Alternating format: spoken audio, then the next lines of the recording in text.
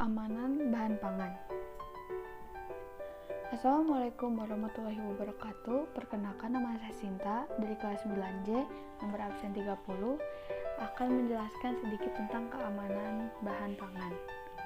Di sini ada 3 materi, yaitu pengertian keamanan pangan, cemaran biologi, dan cemaran kimia. Pengertian dari keamanan pangan sendiri adalah kondisi dan upaya yang diperlukan untuk mencegah pangan dari kemungkinan 3 cemaran, yaitu cemaran biologis, kimia, dan benda lain yang dapat mengganggu, merugikan, dan membahayakan kesehatan manusia serta tidak bertentangan fisik dengan agama, keyakinan, dan budaya masyarakat sehingga aman untuk dikonsumsi. Pangan olahan yang diproduksi harus sesuai dengan cara pembuatan pangan olahan yang baik untuk menjamin mutu dan keamanannya. Selain itu, pangan juga harus layak dikonsumsi, yaitu tidak busuk, tidak menjijikkan, dan bermutu baik, serta bebas dari cemaran biologi, kimia, dan cemaran fisik.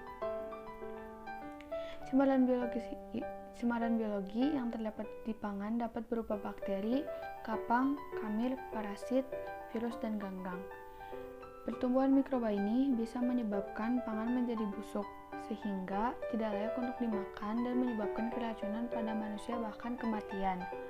Faktor yang membuat bakteri kambuh yaitu pangan protein tinggi, kondisi hangat, suhu antara 40 derajat sampai 60 derajat Celcius, kadar air, tingkat keasaman, dan waktu penyimpanan.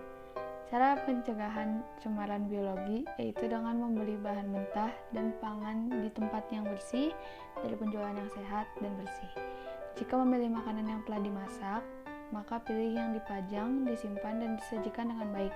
Kemasan tidak rusak, tidak basi, termasuk tekstur lunak, bau tidak menyimpang seperti bau asam atau busuk. Cemaran kimia merupakan yang tidak diperbolehkan untuk digunakan dalam pangan. Cemaran kimia masuk dalam pangan secara sengaja maupun tidak sengaja dan banyak menimbulkan bahaya.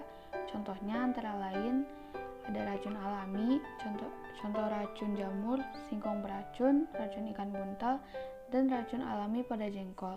Sedangkan cemaran bahan kimia dari lingkungan, contohnya ada limbah industri, asap kendaraan bermotor, sisa pestisida pada buah dan sayur, deterjen, cat pada peralatan masak, minum dan makan, dan logam berat. Penggunaan bahan tambahan pangan atau BPT yang melebihi takaran yang dibolehkan, seperti pemanis buatan, pengawet yang melebihi batas, penggunaan bahan berbahaya yang dilarang pada pangan, seperti boraks, formalin, rodamin B, metanyl yellow. Nah, cara mencegah cemaran kimia itu dengan selalu memilih bahan pangan yang baik untuk dimasak atau dikonsumsi langsung, mencuci sayuran dan buah-buahan dengan bersih sebelum diolah atau dimakan, menggunakan air bersih yang tidak tercemar untuk menangani dan mengolah pangan, tidak menggunakan bahan tambahan seperti pewarna, pengawet, dan lain-lain yang dilarang untuk digunakan untuk pangan. Menggunakan bahan tambahan pangan yang dibutuhkan seperlunya. Jangan menggunakan wadah styrofoam atau plastik kresek yang not food grade untuk mewadahi pangan, terutama pangan siap santap yang panas, berlemak, dan asam, karena berpeluang terjadi perpindahan komponen kimia dari wadah ke pangan, yaitu migrasi. Dan ada satu lagi, yaitu pencemaran fisik.